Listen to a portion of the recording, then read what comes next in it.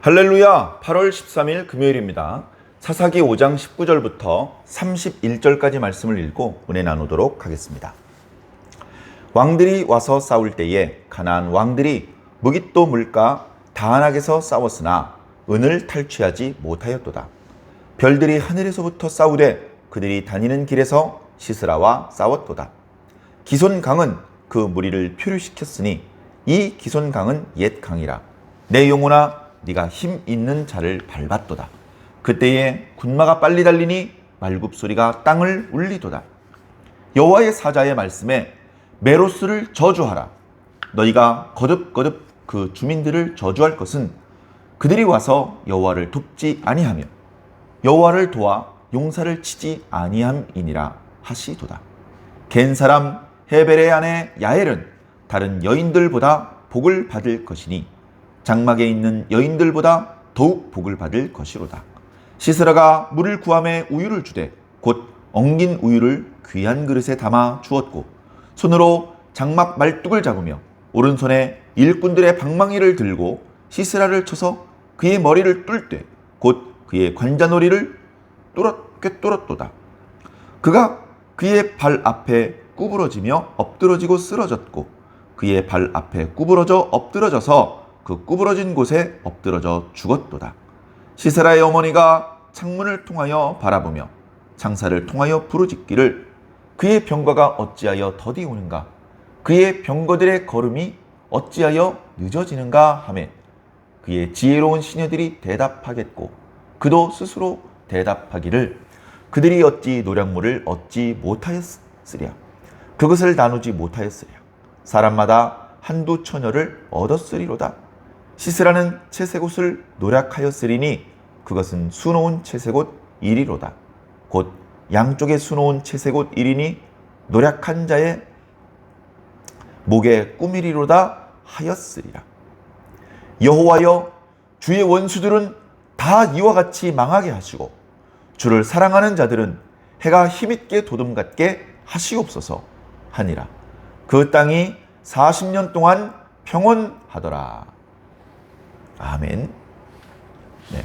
오늘 말씀은 이제 사사기 4장과 5장에 걸친 드보라 사사의 시대에 바락이 가나안 양 야빈 그의 군대 장관 시스라와 싸웠던 이야기에 대한 말씀입니다. 4장은 산문체로 5장은 운문체로 시와 노래의 형태로 말씀이 기록되었다는 말씀을 드렸고 오늘은 그 긴 노래의 뒷부분입니다. 오늘 말씀에 보면요 참 시적인 약간 풍자적인 그런 표현들도 나타나고 있는데요. 자, 먼저 19절을 보면요. 왕들이 싸울 때에 왕들은 뭐냐면 가나안 왕 야빈과 그와 동맹한 여러 왕들입니다. 그 왕들이 18년 동안 이스라엘 사람들을 학대하고 착취하는 그런 상황에 있었다가 드디어 드보라와 바락에 의해서 이제 멸망을 당하게 되는데요. 자, 그들이 모여서 싸웠다. 야, 이 건방진 녀석들. 지금 다볼산에 우리와 싸우려고 10,000명이나 모였다고? 야! 모여! 가가지고 그 녀석들 한번 혼내주자고. 다시는 우리에게 대적을 하지 못하도록 따끔하게 혼쭐을 내주자고 이렇게 그의 동맹군들이 기손강에 모인 겁니다. 그래 그들이 무깃도 물가에 무깃도 물가가 이제 기손강가거든요. 거기서 이제 싸웠는데 은을 탈취하지 못하였도다. 이제 주변의 왕들이 가나안 왕 야빈이 부르니까 따라왔습니다. 왜 따라왔겠습니까? 전투가 끝나면 전리품들을 나눠 가질 수 있으니까 큰 돈을 벌 수 있으니까 온 겁니다. 그러나 열심히 싸웠지만 아무것도 얻지 못하였다라고 말하고 있는 것이죠. 자, 20절과 21절은 이제 어저께 말씀드렸던 그런 표현들입니다. 자, 그들이 싸웠던 상대는 단순히 이스라엘의 군대가 아닙니다. 그들이 싸웠던 상대는 하나님이십니다. 하나님께서는 별들을 당신의 군대로 몰고 오셨고 기손강이 하나님의 군대였습니다.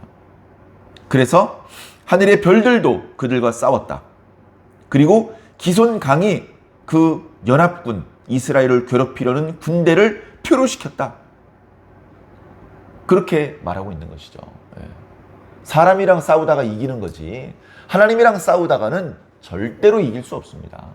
사람이 사람이랑 싸우지 사람이 강과 싸워서 이길 수 있습니까? 절대 이길 수 없는 것이죠.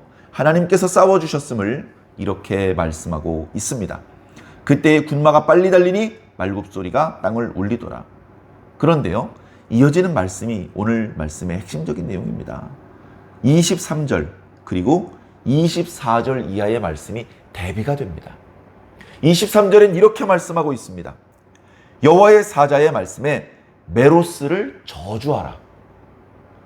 성경에 메로스가 누군지는 잘 나타나지 않습니다.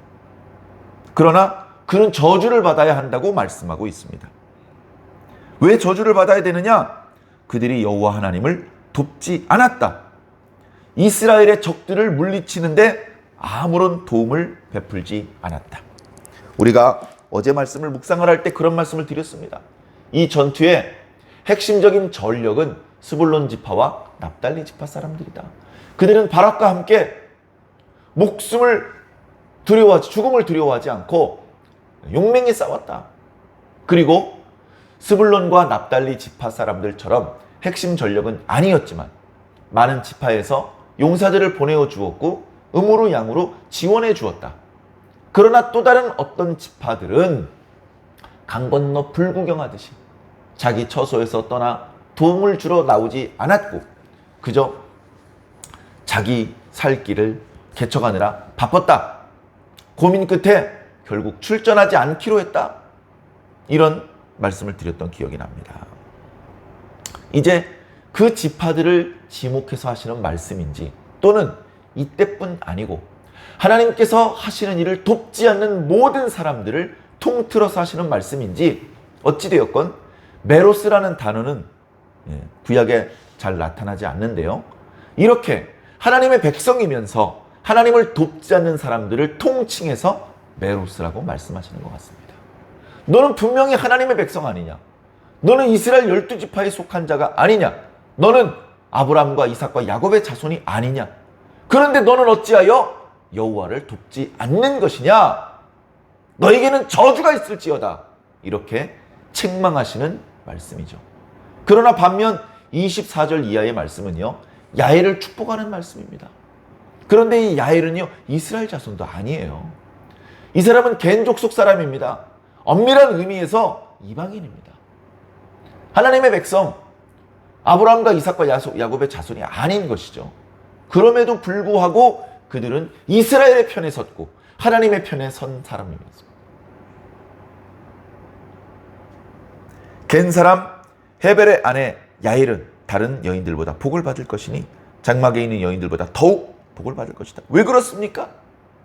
그가 여호와 하나님을 도왔다. 하나님을 도와서 이스라엘을 도와서 그들의 적들을 물리쳤다. 우리가 이미 4장을 통해서 묵상했던 것처럼 시스라가 병거에서 내려서 걸어서 도망을 했죠. 도망하다가 겐 사람 헤벨의 집에 당도했습니다. 야엘이 그를 영접했죠. 그를 숨겨주었고 이불로 덮어주었습니다.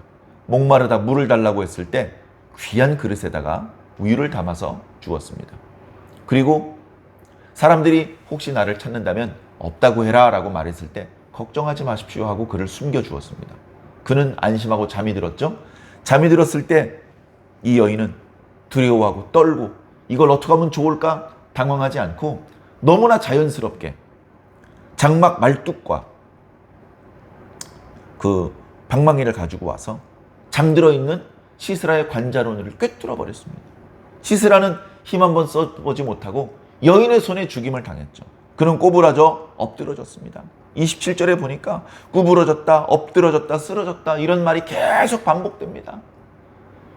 많은 군대를 호령하던 군대 장관답지 못하게 어이없게 여인의 손에 죽임을 당하고 힘없이 널브러져 버린 그의 비참한 모습을 보여주고 있죠. 이어지는 28절 이하의 말씀은요, 정말 풍자적인 내용입니다. 시스라가 죽었습니다. 그런데 그의 어머니가 집에서 시스라가 돌아오기를 기다리고 있어요. 기다려도 돌아오지 못합니다. 시스라의 어머니가 말하죠. 우리 아들이 탄 병거가 왜 이렇게 더딘 거야? 우리 아들이 오늘따라 왜 이렇게 집에 늦게 들어오는 거야? 이렇게 이야기를 합니다. 그러면 이제 군대 장관의 집이니까 많은 시니어들이 있겠죠. 어머님 걱정하지 마세요. 우리 장군님께서는 오늘도 승리하셨을 겁니다. 우리 장군님께서는 많은 노량물들을 오늘도 가져오실 것입니다. 심지어 처녀들도 많이 붙잡아 오실 거고요. 그리고 일반 병사들과 달리 우리 장군님이 좋아하시는 채색 옷을 전리품으로 가져올 것입니다. 그것을 우리 어머니에게 선물할 것입니다. 걱정하지 마십시오. 그러나 그렇게 시스라를 기다리는 어머니의 말과 시녀들의 말은 오히려 시스라의 죽음을 더욱 부각시키는 그런 모습이 되고 만 것입니다. 그러면서 맨 마지막 구절인 31절에 이 모든 노래, 하나님을 향한 찬양, 하나님을 향한 간구의 내용은 이런 내용으로 마무리가 됩니다. 여호와여, 주의 원수들은 다 이와 같이 망하게 하여 주시옵소서. 그리고 주를 사랑하는 자들은 해가 힘있게 돋음과 같게 하여 주시옵소서. 이것은 고대로부터 오늘 우리들의 시기까지 동일하게 적용되었으면 좋겠는 그런 말씀입니다. 오늘 우리도 이렇게 기도하고 싶은 바로 그런 말씀이죠. 어느 시대에나 주를 사랑하는 자들이 있습니다. 그러나 안타깝게 그런 자들은 무척 소수이며 둘러싼 많은 악인들에 의해서 괴로움을 당하고 고통을 당하는 경우들이 많습니다. 그러나 결국 하나님께서는 의인의 기도를 들으시고 의인을 위해서 출정하시며 의인을 대신해서 싸워주십니다.